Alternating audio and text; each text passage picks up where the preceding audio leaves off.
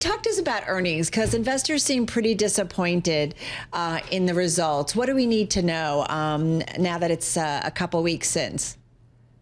Yeah, so we have two parts of our business, right? The part that probably most people know us for, the residential machines that we build here in Wisconsin and around the U.S., home backup systems.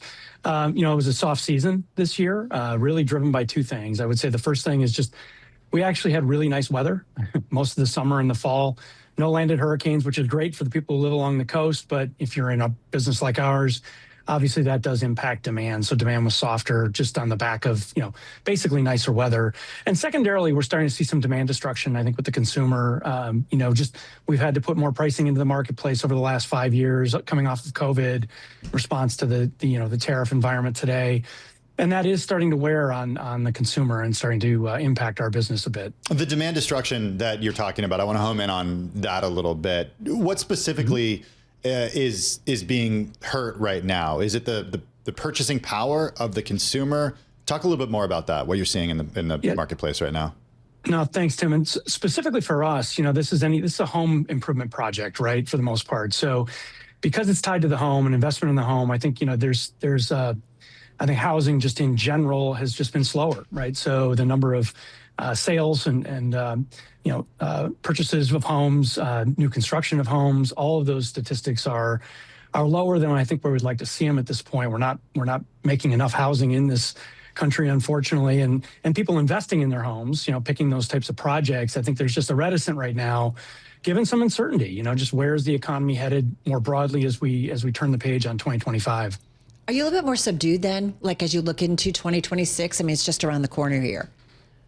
Certainly in our residential business, I would say that's the case. I think, interestingly enough, in our commercial and industrial business, where we make larger generators for backup manufacturing plants, hospitals, hotels, and data centers, which is a new market for us, we're actually seeing, some very nice indicators of strength, obviously on all of the CapEx spending in data centers in that market, with being driven by AI, of course, as you guys have reported and everybody's reporting on.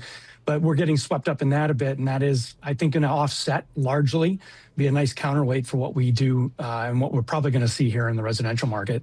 What is the connection between severe weather patterns, outages, and then, a few weeks or a few months later, your own sales? Yeah, typically for us, what you would see, so if you go back, you wind the clock back to last year, we had a very strong hurricane season, 3 landed storms starting in July, and then we had 2 storms in October and one in October, one in November. Typically, you would see a pattern of increased demand for a couple of quarters after that, which we did see first half of last year and kind of coming actually into the season this year. In anticipation for another season we thought was going to be active based on all the long-range forecasts. But it just didn't play out that way. So the weather patterns were a lot more mild. And as a result, we didn't see products sell through at the same rate. Hey, I want to take a bigger kind of step back and look at the big picture environment of what you sell into, the U.S. energy grid. Because we talk a lot each and every day about the new data centers that are coming online, the increased demand that we're seeing, not just from consumers, but from companies when it comes to energy, increasing energy prices. And we understand the grid is definitely cobbled together, and what a grid looks like in one community is not what it looks like in another community. But how would you characterize the resilience of the U.S. energy grid right now? Well, they do grade the grid, and they grade a lot of the major infrastructure every year. And I think the grid got a D this year. So, I think when you look at that's a report from the civil engineers. Who we should note are the ones who want to be, building this stuff. Exactly. So we have to take those grades with a grain of salt, I think. Well, I think you're right on that. But still, nonetheless, I mean, outages have been on the rise, right? Maybe this year, this past season was a pretty mild one, but outages are on the rise in terms of the frequency of the outages and also the duration. And, it used to be weather delivered a lot of those knockout punches to the grid in terms of 80% of all outages caused by something driven by weather directly, hurricanes, ice storms, things like that. What we've been seeing is an ongoing trend here, a trend that's been forming around outages that are happening because you've got constraints of supply where demand is overwhelming supply. If you go back, probably the best case we can give you as example is February of 2021 in Texas with the freeze down there, right? So you had just very cold, temperatures down in Texas, not historically cold, but very cold. And all of the heat is, either electrical in nature, heat pump or baseboard heating, and it overwhelmed the amount of supply that was available.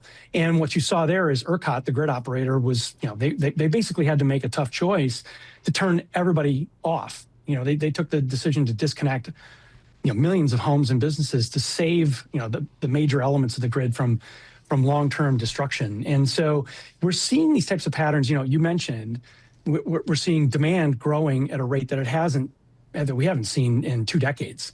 So they're only talking about a couple of percentage points increase, and it sounds like something small to you and I. But when you talk about the grid in kind of the greater context, a couple of percentage points of increases in demand is a lot. It's projected, especially when you look at the data center build out, 100 gigawatts of power is going to be needed over the next 5 years. And so, that's like the equivalent of adding 20 New York cities. So if you think about just the amount of power that is, the raw power on the grid that's going to be needed. And it's happening at a time when we're actually retiring a lot of older assets, coal-fired plants and some other things like that.